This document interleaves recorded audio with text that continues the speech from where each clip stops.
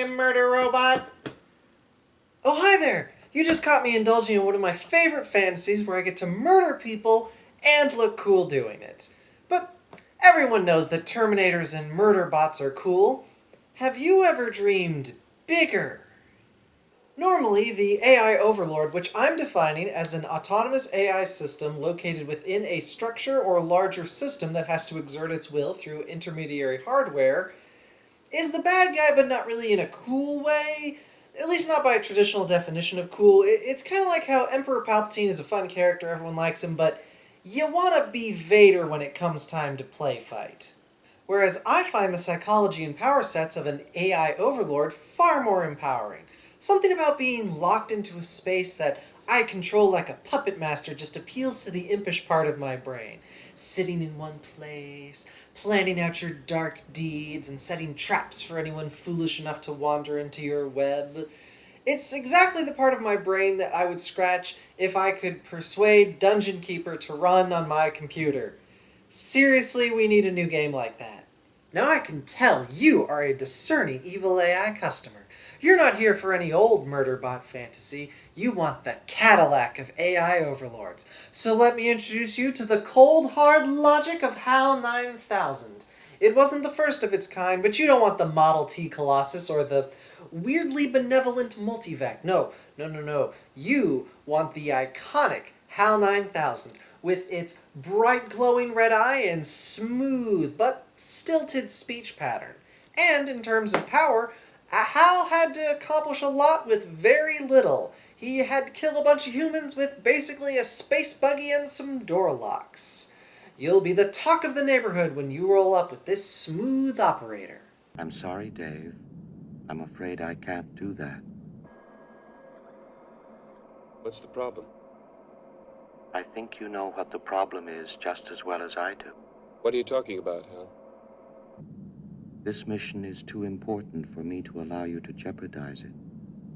Okay, maybe Hal's a little old-fashioned for your taste, but you still want something powered by cold, hard logic.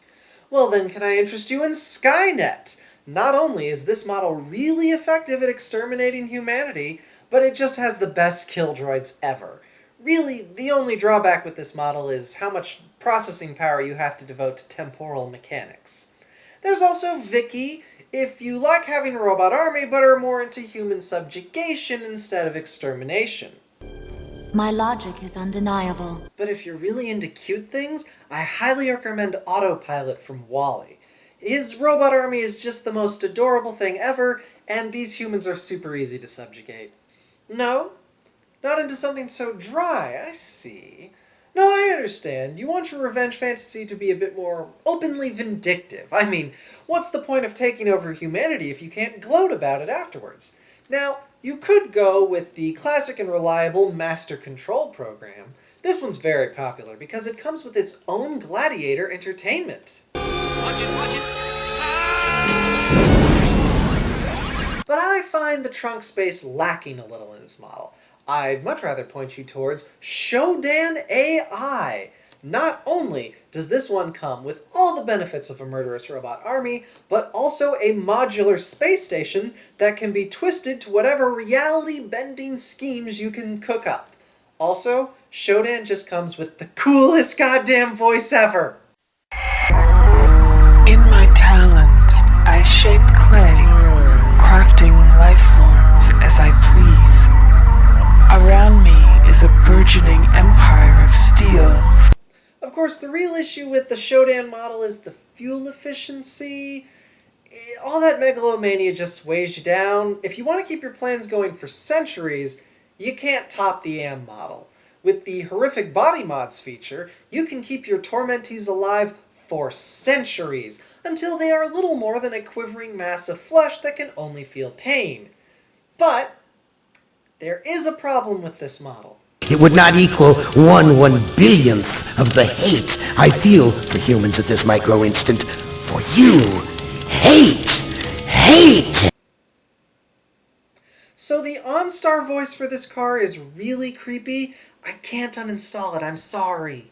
Oh, you don't necessarily want to kill all humans, you want to toy with them first.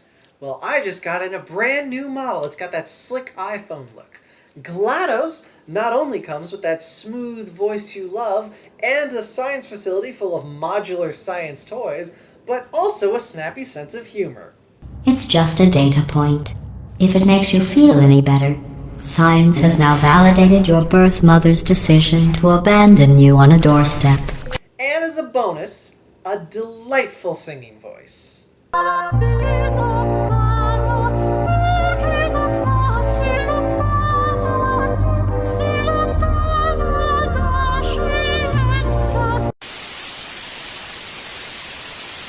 Okay, that bit was probably getting old. Let's get serious. Originally, this was going to be a very timely and hilarious video where I mapped AI Overlords onto that, political alignment chart. And while I was researching for examples, I stumbled across this tweet from Monica Byrne about AIs taking over society, and it even came with an excerpt from a talk she gave at Texas A&M. I spoke at TED 2 years in a row, and one year there were back-to-back talks about whether or not AI was going to evolve out of control and kill us all. I realized that that scenario is just something I have never been afraid of, and at the same moment I noticed that the people who are terrified of a machine superintelligence are almost exclusively white men. I don't think anxiety about AI is really about AI at all.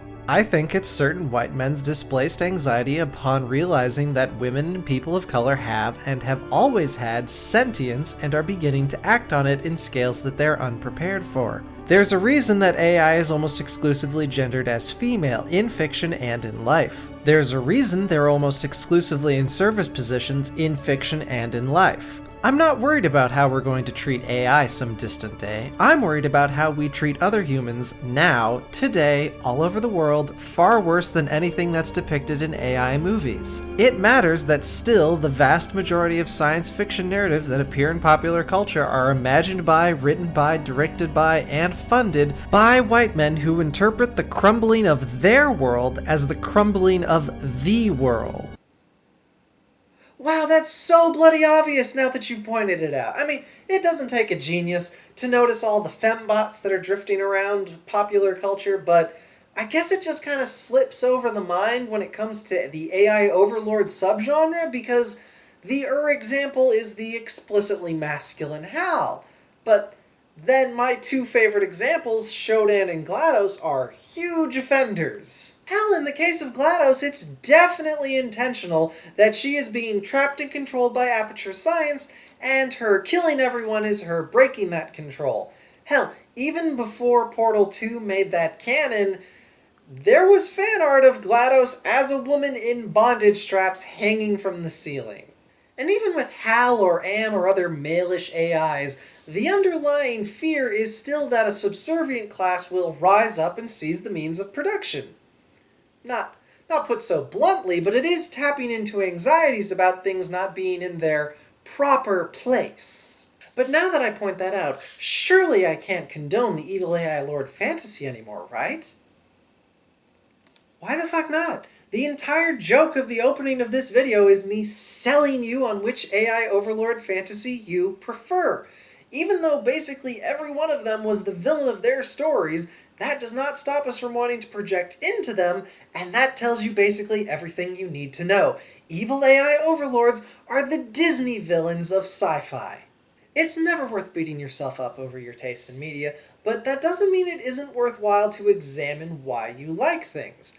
As we've shown here, maybe you like villain characters because they've been designated villain for traits you admire in them. Or because the octopus witch is hella gay. Personally, I was always very attracted to the confidence of Shodan, and seriously, where does that hacker get off killing her? All she wanted to do was to take over humanity and use our flesh to give birth to a new age of androids loyal to her. #relatable. Alright, I hope you had fun today. This video was a little late because I promise the next video is going to get out a little sooner. I've got something planned for Valentine's Day. It's going to be a little different, but I'm sure you'll enjoy it. I hope you have a lovely new year.